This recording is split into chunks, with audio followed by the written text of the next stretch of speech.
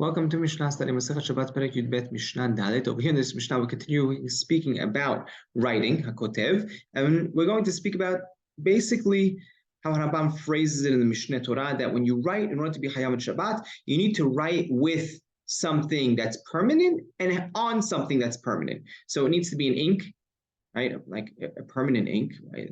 What the sofer uses, we're writing a sefer, permanent inks, and on a piece of paper, on a cloth, on something that's going to last, right? But if you write on something that's going to, evaporate or wash away, or if you're writing on the, leaves, right? So with something or on something that's not permanent, you'll be patur. So if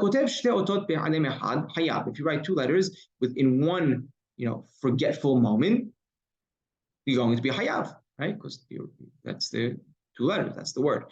Katav bidyo, if you write with sam, with ink, besam upsikra bekomos kalkanton, kalkantos. I don't know as good as kalkantos. So all these, again, they're permanent inks. Anything that lasts, al shene kodle zaviyot, on two corners, right, of a wall, right? So you have a wall and a wall, and you wrote on the the inside of both, and they're near each other. Al shnei luhaya pinkas, on two boards of a pinkas, of a pad, right? So you have two pads, and they're right next to each other. Behem nehegim zeimzeh, they're read with one another, right? So when you put them together, you see them, they're read with one another, right? Between both walls or both with both pads. Hayav, he's going to be hayav in all these cases, as we mentioned. Hakoteva besaro, if a person writes on his skin, takes ink, he writes on his skin, hayav. Also this he'll be hayav for, right? Because it's something that also lasts.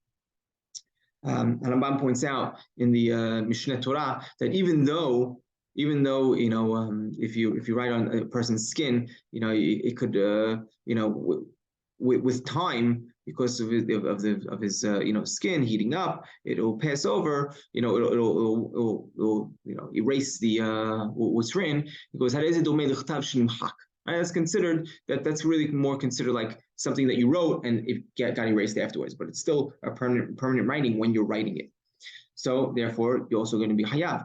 If a person engraves into his skin, right? Even if he draws blood, right, and he engraves into his skin, Rabbi Eliezer machayev hatat. Rabbi Eliezer says yahayev hatat, right? Because that's considered writing. Rabbi Yoshua poter, right? Rabbi Yoshua says he's patur, right? Because this is not the normal way of writing, and halacha is like Rabbi Yoshua, that he is patur in this case.